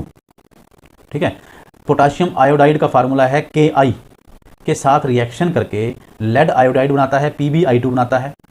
ये पोटाशियम आयोडाइड है, ये लेड आयोडाइड है। आयोडीन पोटाशियम से निकल के लेड के साथ चली गई, और नाइट्रेट ग्रुप जो है वो लेड से निकल के पोटाशियम के साथ चला गया, KNO3 बन गया। ये प्रेसिपिटेट बनेंगे किसके, लेड आयोडाइड के प्रेसिपिटेट्स बनेंगे। प्रेसिपिटेट्स आपको बता दिया, solid substance insoluble in water. साथ में एक्वस सॉल्यूशन बनेगा KNO3 का। KNO3 क्या होता है, नाइट्रिक एसिड। ठीक है, साथ साथ आप नाम याद करते जाइए, फार्मूला याद करते जाइए। तो ये भी एक एग्जांपल है डबल डिस्प्लेसमेंट रिएक्शन का, और as well as precipitation reaction का भी। ठीक है, प्रेसिपिटेशन रिएक्शन अलग से आ जाती है, तो आपको उसके एग्जांपल्स याद होने चाहिए।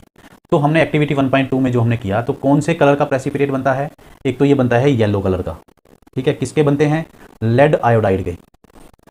बैलेंस्ड केमिकल इक्वेशन लिखिए, इसका बैलेंस हमने ये लिख दी। ठीक है, क्या ये डबल डिस्प्लेसमेंट है, yes it is A double displacement reaction. ठीक है, और ये हमने कर लिया। इसके बाद हम देखते हैं प्रेसिपिटेशन रिएक्शन की डेफिनेशन आप कर लीजिए। Any reaction that produce a precipitate can be called as precipitation reaction. Examples हमने पीछे 2 डबल डिस्प्लेसमेंट रिएक्शन के अंदर हमने कर लिए हैं, ठीक है। इसके बाद हमारे पास आता है oxidation, reduction and redox reaction. देखिए हमने 4 डेफिनेशन हमने की, combination reaction, decomposition reaction, displacement reaction, double displacement. एक हमने रिएक्शन कर ली, बीच में जो डेफिनेशन आई टेम्परेचर चेंज के हिसाब से, एक्सोथर्मिक एंड एंडोथर्मिक, ठीक है। एक हमने करी बीच में प्रेसिपिटेशन रिएक्शन, जहाँ प्रेसिपिटेशन फॉर्म होते हैं। एक हमने की बीच में थर्मल डिकम्पोजिशन के 3 टाइप होते हैं, डीकम्पोजिशन रिएक्शन के 3 टाइप होते हैं। एक थर्मल, एक इलेक्ट्रोलाइटिक डिकम्पोजिशन, एक होता है फोटो डिकम्पोजिशन, ठीक है। अब हमारे पास आता है ऑक्सीडेशन, रिडक्शन। इन दोनों को मिला के बनता है रिडोक्स, रिडक्शन, ऑक्सीडेशन, रिडोक्स, ठीक है। तीनों टॉपिक जो हैं एक साथ ही करने वाले हैं, एक साथ समझने वाले हैं। सबसे पहले ऑक्सीडेशन क्या होती है। देखिए ऑक्सीडेशन सिंपल समझिए, जैसे हमने कॉपर को ऑक्सीजन में जलाया, हीट दी उसको, तो कॉपर ऑक्साइड बन गया। ये एक्टिविटी में क्या किया कि एक चाइना डिश में के अंदर हमने कॉपर लिया, एक हीट है China dish containing 1 gram of copper powder. What do you observe, क्या होता है, हम क्या ऑब्जर्व करेंगे, surface of copper powder becomes coated with black copper oxide. जो कॉपर के ऊपर ब्लैक कॉपर ऑक्साइड का जो कलर होता है वो ब्लैक है, ठीक है। तो यहाँ पे ब्लैक कॉपर ऑक्साइड इकट्ठा हो जाएगा कॉपर के ऊपर, ठीक है। This is because oxygen is added to copper and copper oxide is formed. Simple है कि हमने सिंपल गर्म करना है, इसको गर्म करने से ऑक्सीजन उसके साथ रिएक्ट करेगी तो कॉपर ऑक्साइड बनाएगा। एक तो ये एग्जाम्पल हो गया, आप बताओ किसका, एंडोथर्मिक का। एक है ये एग्जाम्पल किसका, कॉम्बिनेशन रिएक्शन का। अब एक और रिएक्शन का ये एग्जाम्पल है, एक ही एग्जाम्पल कई टाइप की रिएक्शंस का है, ऑक्सीडेशन का। ऑक्सीडेशन कहाँ क्या होती है, oxidation reaction is reaction in which oxygen is added to a substance. जब ऑक्सीजन जुड़ती है किसी सब्सटेंस के साथ, एलिमेंट या कंपाउंड के साथ, तो उसे कहा जाएगा कि उस सब्सटेंस का ऑक्सीडेशन हो गया। कॉपर के साथ ऑक्सीजन ऐड हुई तो इसका मतलब कॉपर का ऑक्सीडेशन हो गया, ये कॉपर ऑक्साइड बन गया, ठीक है। अगर हम हाइड्रोजन गैस कॉपर ऑक्साइड के ऊपर से, इसके ऊपर से हाइड्रोजन गैस पास कर दें, हीटेड मटेरियल कॉपर ऑक्साइड के ऊपर हाइड्रोजन गैस पास कर दें, तो black coating of surface turns brown, दोबारा से ये ब्राउन हो जाता है। इसका मतलब ये रिवर्स रिएक्शन होगी इसकी, ये जो रिएक्शन हुई थी ना, इसकी रिवर्स रिएक्शन होगी। Copper oxide plus hydrogen gives copper plus water. इस रिएक्शन के अंदर कॉपर में से ऑक्सीजन निकल रही है, तो इसका मतलब इसकी रिडक्शन हो रही है। ऑक्सीजन का निकलना रिडक्शन होता है, ऑक्सीजन का जुड़ना ऑक्सीडेशन होता है, ठीक है। एक तो ये चीज़ हो गई। यहाँ से आपको ये कह सकते हो कि यहाँ पे कॉपर का रिडक्शन हुआ है, यहाँ से कॉपर का ऑक्सीडेशन हुआ है, ठीक है। तो यहाँ से हम थोड़ी सी डेफिनेशन करते हैं। If a substance gains oxygen, उसको ऑक्सीजन मिलती है, अगर गेन करता है ऑक्सीजन, तो वो कहा जाएगा कि वो ऑक्सीडाइज हो गया है। अगर वो लूज करता है ऑक्सीजन को, तो हम कहेंगे कि वो रिड्यूस्ड हो गया है, उसकी रिडक्शन हो गई है, या वो सब्सटेंस इज गेट रिड्यूस्ड। तो हम ऊपर जो हमारी 1.29 रिएक्शन थी, ये वाली CuO प्लस H2, इसमें हम ये कह सकते हैं कि कॉपर ने ऑक्सीजन लूज की, इसका मतलब वो रिड्यूस हो गया। हाइड्रोजन ने ऑक्सीजन गेन करी है, इसी रिएक्शन के अंदर हाइड्रोजन ने ऑक्सीजन गेन भी करी है, तो हाइड्रोजन का क्या हुआ, हाइड्रोजन का हुआ ऑक्सीडेशन, ठीक है। Hydrogen is gaining oxygen and is being oxidise. In other words, one reactant gets oxidise while other gets reduced during a reaction. हम ये कह सकते हैं कि एक ही रिएक्शन के अंदर एक ऑक्सीडाइज हो रहा है, दूसरा रिड्यूस हो रहा है। जहां पे ऑक्सीडेशन और रिडक्शन इकट्ठी हो रही है उसे बोलते हैं ऑक्सीडेशन रिडक्शन रिएक्शन या फिर रिडोक्स रिएक्शन, ठीक है। Red reduction oxidation, redox reaction, a reaction in which one reactant undergo oxidation whereas other gets reduced during the course of reaction are termed as oxidation reduction reaction और redox reaction। हम ये भी कह सकते हैं कि रिडक्शन और oxidation हमेशा इकट्ठी होती हैं, मतलब एक सब्सटेंस का ऑक्सीडेशन हो रहा होता है तो दूसरे सब्सटेंस का रिडक्शन हो रहा होता है, क्योंकि जरूरी नहीं है कि ऑक्सीडेशन में ऑक्सीजन ही जुड़ती है। एक और तरीका भी है ऑक्सीडेशन रिडक्शन का, एक क्यों ज़्यादा तरीके हैं। ऑक्सीजन की जगह हाइड्रोजन का जुड़ना और घटना भी ऑक्सीडेशन रिडक्शन करता है, और इलेक्ट्रॉन्स का जुड़ना और घटना भी ऑक्सीडेशन रिडक्शन करता है। और थोड़ा सा एक्सप्लेन कर लेते हैं। ZnO प्लस C, अब यहाँ से ऑक्सीजन ये बन गया Zn plus CO, zinc oxide plus carbon, zinc plus carbon monoxide. तो ऑक्सीजन निकल के कार्बन के साथ चलेगी, तो जिंक का तो हो गया रिडक्शन और कार्बन का हो गया oxidation. Carbon is oxidise to CO and ZnO is reduce to Zn, हम ऐसे भी लिख सकते हैं। एक और एग्जाम्पल मैंने लिखा हुआ है, manganese dioxide plus hydrochloric acid. Manganese chloride, ये क्लोरीन यहाँ से निकल के मैग्नीज के साथ चला गया, ऑक्सीजन यहाँ से निकल के हाइड्रोजन के साथ चला गया, ठीक है। तो मैग्नीज से ऑक्सीजन निकला है तो मैग्नीज डाइऑक्साइड तो रिड्यूस हो गया है मैग्नीज क्लोराइड में, और हाइड्रोक्लोरिक एसिड जो है वो ऑक्सीडाइज हो रहा है वाटर में। ठीक है, hydrochloric acid is oxidise to H2O, H2O कहेंगे हम इसको। ठीक है, H2O। तो इस तरीके से हम एक और चीज़ कर सकते हैं। ऑक्सीडेशन क्या होता है, या तो ऑक्सीजन मिले या फिर हाइड्रोजन घटे। अगर कहीं से हाइड्रोजन निकलती है तब भी उसको ऑक्सीडेशन ही कहा जाता है। और अगर कहीं से इलेक्ट्रॉन लूज होते हैं उसे भी ऑक्सीडेशन कहा जाता है। इंक्रीज इन ऑक्सीडेशन नंबर, एक ऑक्सीडेशन नंबर भी कोई चीज़ होती है, वो आप हायर क्लासेस में पढ़ोगे, इसको अभी करने की जरूरत नहीं है। ठीक है, ये आप याद कर सकते हो। अगर ऑक्सीजन ऐड होती है, हाइड्रोजन लूज होती है, इलेक्ट्रॉन लूज होते हैं तो ऑक्सीडेशन होती है। रिडक्शन के केस में लूज होती है ऑक्सीजन, हाइड्रोजन गेन होता है और इलेक्ट्रॉन गेन होते हैं। ठीक है, इन तीनों में से कोई एक या दो हो सकते हैं, उसे बोलते हैं रिडक्शन। ठीक है, इलेक्ट्रॉन के केस में आप ये चीज़ याद रख सकते हैं, OIL oxidation is loss and RIG rig reduction is gain of electrons. ठीक है, याद रखने के लिए आप शॉर्टकट्स अपने बना सकते हैं किसी भी तरीके से।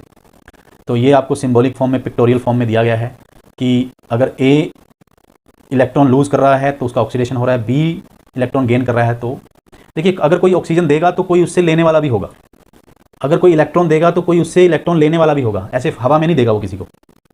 ठीक है, तो इसलिए एक सब्सटेंस का अगर ऑक्सीडेशन होता है तो दूसरे सब्सटेंस का रिडक्शन भी होता है। ठीक है, इसी तरीके से हम आप जो है एक्टिविटी 1.1 मैग्नीशियम रिबन को जलाने वाली करिए। Mg + O2 gives MgO। यहाँ से ऑक्सीजन ऐड हो रही है, अगर ऑक्सीजन ऐड हो रही है तो ये कौन सी रिएक्शन है, ये ऑक्सीडेशन भी है, कम्बिनेशन रिएक्शन भी है, एक्सोथर्मिक रिएक्शन भी है, और अब हम ये कह सकते हैं ऑक्सीडेशन रिएक्शन भी है ये। ठीक है, ऑक्सीडाइजिंग एजेंट, ऑक्सीडाइजिंग एजेंट क्या होता है, इसको ऑक्सीडेंट भी बोल देते हैं, ऑक्सीडाइजर भी बोल देते हैं। ये वो एजेंट है जो ऑक्सीडेशन को होने में हेल्प करता है। एक एग्जांपल लेते हैं, copper oxide plus hydrogen gives copper plus hydrogen oxide मतलब वाटर। अब यहाँ से आप देखिए कि कॉपर ऑक्साइड में से ऑक्सीजन बाहर निकली है, रह गया और कॉपर, तो इसका मतलब इसकी हुई है रिडक्शन। ठीक है, और हाइड्रोजन में ऑक्सीजन ऐड हुई है तो वाटर बना है, इसकी हुई है ऑक्सीडेशन। ठीक है, अब देखिए कॉपर ऑक्साइड की रिडक्शन करने वाला है कौन, इसमें से ऑक्सीजन बाहर निकालने वाला कौन है ना, जिसकी ऑक्सीडेशन हुई है, हाइड्रोजन की ऑक्सीडेशन हुई है।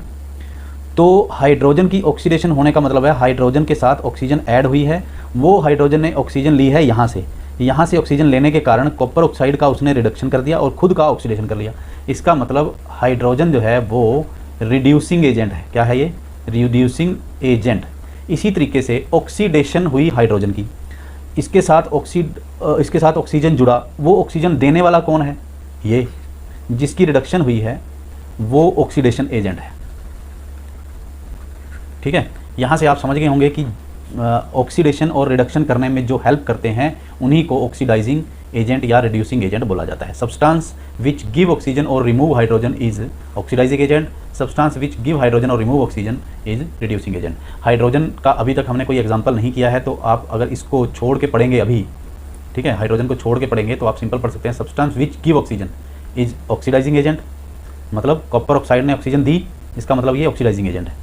सब्सटेंस विच रिमूव ऑक्सीजन, तो हाइड्रोजन ने ऑक्सीजन रिमूव करी, इसका मतलब वो रिड्यूसिंग एजेंट है। ठीक है, ये और डेफिनेशंस भी यहाँ पे हैं इनकी दोनों की, बड़ी इजी हैं, बहुत इजी हैं, कोई दिक्कत नहीं है। कुछ और एग्जांपल देखिए, magnesium plus chlorine gives MgCl2, ये एक रिएक्शन है, इसको ऑक्सीडेशन रिडक्शन रिएक्शन में कैसे पढ़ा जाएगा। ठीक है, Mg और Cl2 को अगर हम आयोनिक फॉर्म में लिखेंगे तो हम Mg तो है Mg2+ और Cl है 2Cl-, मतलब कि ये MgCl2 जो है ना, MgCl2, तो इसको हम लिख सकते हैं Mg2+ और Cl-, ये 2Cl है। ठीक है, तो इसको हम MgCl2 को ऐसे लिख सकते हैं। अब हम ये कह सकते हैं कि मैग्नीशियम ने क्या किया है, मैग्नीशियम से 2 इलेक्ट्रॉन निकले तो Mg2+ बना, क्लोरीन में 2 इलेक्ट्रॉन ऐड हुए तो 2Cl- बना। तो अब इलेक्ट्रॉन निकलने में होती है ऑक्सीडेशन, आप ध्यान से देखिए, ऑक्सीडेशन लॉस ऑफ इलेक्ट्रॉन, तो इसका मतलब मैग्नीशियम में से इलेक्ट्रॉन निकल रहा है तो इसका मतलब ऑक्सीडेशन हो रही है मैग्नीशियम की, क्लोरीन में ऐड हो रहा है तो इसका मतलब रिडक्शन हो रही है, क्लोरीन की रिडक्शन हो रही है। अब मैग्नीशियम का में से इलेक्ट्रॉन निकालने वाला कौन है, क्लोरीन, इसका मतलब क्लोरीन ऑक्सीडाइजिंग एजेंट है, और क्लोरीन की रिडक्शन हो रही है ना, तो क्लोरीन की रिडक्शन करने वाला कौन है, उसको इलेक्ट्रॉन सप्लाई करने वाला कौन है, मैग्नीशियम, तो मैग्नीशियम रिड्यूसिंग एजेंट है। ठीक है, इस तरीके से हम इसको पढ़ सकते हैं। नेक्स्ट हमारे पास लास्ट टॉपिक है कोरोजन और रेंसिडिटी। ठीक है, रेंसिडिटी एंड कोरोजन। कोरोजन क्या होता है? कोरोजन होता है एनवायरनमेंट के इफेक्ट से मेटल्स की जो सरफेस, मेटल्स का खराब होना, ठीक है, उसको कोरोजन बोलते हैं। You must have observe that iron articles are shiny when new but get coated with reddish brown powder when left for some times. ये आपने देखा होगा, कोरोजन तो देखा ही है, आमतौर पे सबने देखा होता है। This process is commonly known as rusting of iron. ठीक है, आयरन के केस में कोरोजन को, आयरन के केस में रस्टिंग अलग से नाम दिया गया है, अदरवाइज किसी भी मेटल में उसका कॉमन नेम कोरोजन है। आयरन के केस में स्पेशल नेम है कोरोजन का रस्टिंग। ठीक है, some other metals also get tarnished in this manner. Have you notice the colour of coating formed on copper and silver. आपने ये कॉपर के ऊपर इस तरीके की कोटिंग देखी होगी। कॉपर का जो जग होता है, पानी का जग, घर में पानी का जो टम्बलर होता है, उसमें भी आपने अंदर कुछ टाइम तक पानी अगर पड़ा रहे तो इस तरीके की कोटिंग आप देख सकते हैं। ठीक है, सिल्वर की जो स्पून या सिल्वर के यूटेंसिल या सिल्वर की कोई भी चीज़, वो कुछ टाइम बाद इस तरीके से हो जाती है। ये भी ऊपर इसके ब्राउनिश टाइप ये कुछ लेयर प्रोड्यूस हो गई, इनको बोलते हैं कोरोजन। और ये क्या होता क्या है? ये होता है ऑक्साइड्स की लेयर इनमें जमने लगती है ऊपर।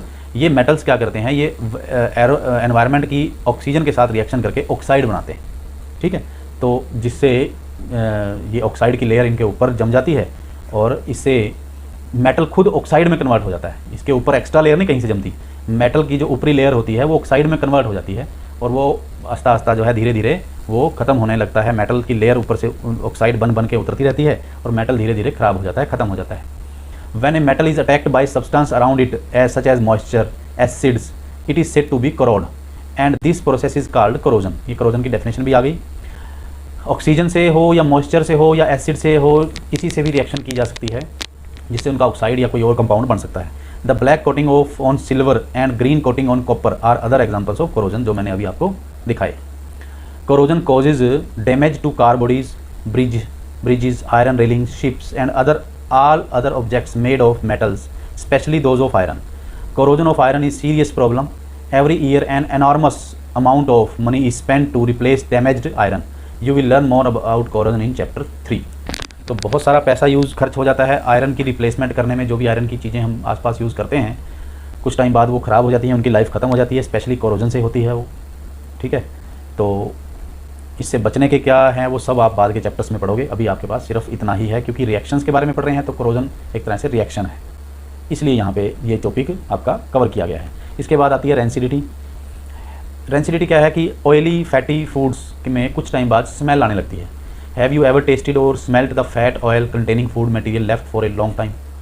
When fats and oils are oxidized they become rancid and their smell and taste change. Rancidity को हिंदी में बासी बोलते हैं। ठीक है, बासी जो हो जाता है ना, बासी, तो स्मेल अजीब सी हो जाती है। एनवायरमेंटल ऑक्सीजन के साथ रिएक्शन करके ना फैट्स और उसके ऑयल्स वो रेंसिड हो जाते हैं, तो उससे उनका टेस्ट चेंज हो जाता है। Usually substance which prevent oxidation, antioxidant are added to the food containing fats और ऑयल्स। तो हम क्या करते हैं, जो फूड होते हैं उनमें फैट और ऑयल्स होते हैं, उनमें ऐसे सब्सटेंस यूज़ किए जाते हैं जो कि ऑक्सीडेशन को प्रिवेंट करते हैं। जैसे कि हम एयर टाइट डिब्बे में अगर किसी इस तरीके के फूड को रखते हैं तो भी ऑक्सीडेशन स्लो हो जाती है। और जो ये चिप्स, कुरकुरे वगैरह के जो मैन्युफैक्चरर होते हैं वो क्या करते हैं, चिप्स के जो पैकेट्स होते हैं उनमें नाइट्रोजन फिल कर देते हैं। नाइट्रोजन होने से उसमें ऑक्सीजन अपना काम नहीं कर पाएगी और वो जो चिप्स हैं वो ऑक्सीडाइज नहीं हो पाएंगे। इन सिंपल वर्ड्स, रेंसिडिटी क्या होती है? When the substance containing oils and fats are expose to air they get oxidized and become rancid due to which their smell, taste and colour change. इसको rancidity कहा जाता है। Example क्या है कि when the butter is kept open for a long time its smell and taste gets changed. How to prevent, कैसे बचा जाता है रेंसिडिटी से? Keeping food in air tight container और नाइट्रोजन गैस फिल करके। ये रिपीटेड ही था, थोड़ा सिंपल वर्ड्स में लिख दिया मैंने। That's all for this chapter.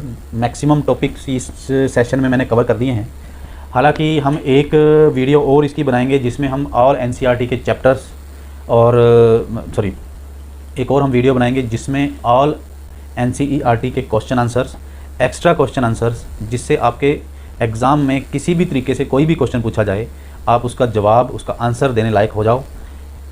Target अगर आपका 100% है तो मैं उसको पूरा करने की पूरी कोशिश करूँगा। That's all.